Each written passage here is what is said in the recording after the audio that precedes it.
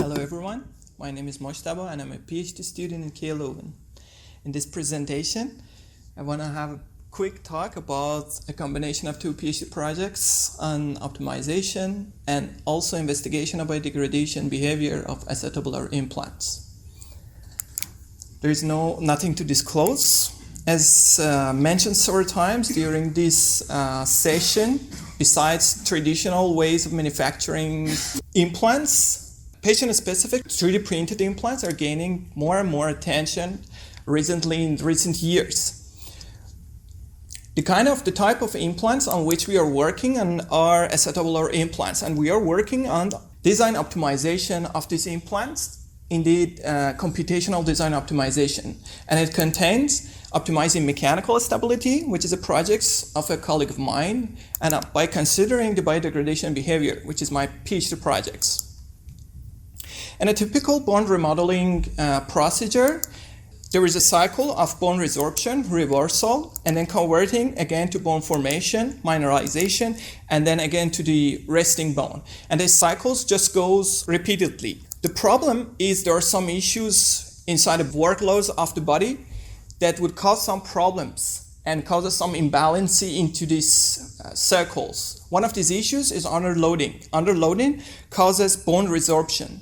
In the presence of an implant, a mismatch between the bone and an implant stiffness would cause implant failure. I mean that it can cause some stress shielding and as a result underloading and bone resorption. The solution to this is making the implant by printing in a way that there would be a gradient or non-uniformity in the stiffness.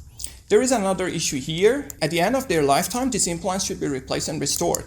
In the revision surgery, part of the bone is also removed along with these implants, making it difficult to achieve further mechanical properties. Solution to this is making at least part of the implant from biodegradable materials, but it requires tuning of biodegradation behavior. So the challenges are first, optimizing the material properties, which can be done by topology optimization of the implant, as well as tuning the biodegradation behavior of the implant. It can be done by creating and constructing a mathematical model of biodegradation. The workflow that we have is we collect some patient-specific data from the patients and then derive 3D models out of this data. Then we digitally reconstruct some bones, artificial bone defects inside it and insert a virtual implant indeed into the bone.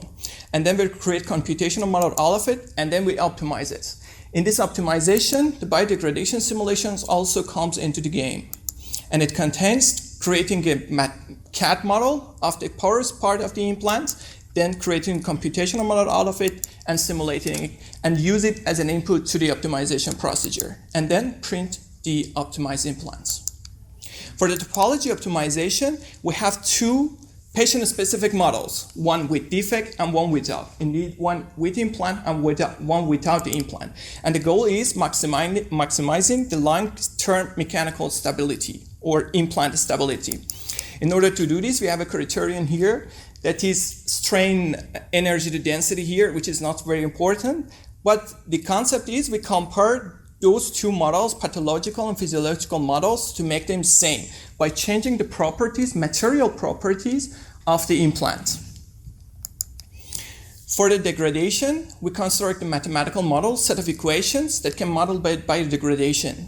And the model should capture three phenomena simultaneously. The first one is the dissolution of the film, of the metallic implant, formation of the protective film on the surface, and also effect of ions in the medium of the elimination of this film. The effect of this protective film is slowing down degradation, and in presence some specific ions in the medium, the film will be eliminated and we will have an increment in the speed of degradation. This is some primary results of the optimization that shows how the mechanical properties, material properties of the stiffness of the implant should be changed across the implant. And this is the differences between the stresses or strain energy density after optimization. And we can see the differences at most part of the bones is almost zero. It means that in pathological and physiological conditions, we do not have any change. We have, but we do not have so much change. And for biodegradation, this is a formation of a film on the surface of a porous scaffold at the back of the implant, as well as some post-processing and the way that it degrades over time. And the release of magnesium ions, this is just for example for magnesium, the release of magnesium ions through the medium. By biodegradation, very important step is calibrating a model, because there are some parameters unknown in the model, and we need some experimental data in order to calibrate it. To do this, we use immersion tests. In immersion tests, we just use some criterion as a side product evolution to measure the speed of degradation. This is the same sample in this immersion tests that we have the formation of a protective film, and the general behavior of biodegradation is qualitatively the same as the experimental data. And then we calibrate the models using some optimization techniques. And then the model is virtually capable of model other shapes or other materials as well. As a conclusion, we showed you how we developed a mathematical model, indeed a mathematical framework in silicon models to investigate the reduction of implant-induced stress shielding, as well as how the implant can be partially replaced by the newly formed bone. And once fully validated, these models can be used to refine the right design and material properties of 3D printed implants. Thank you for your attention.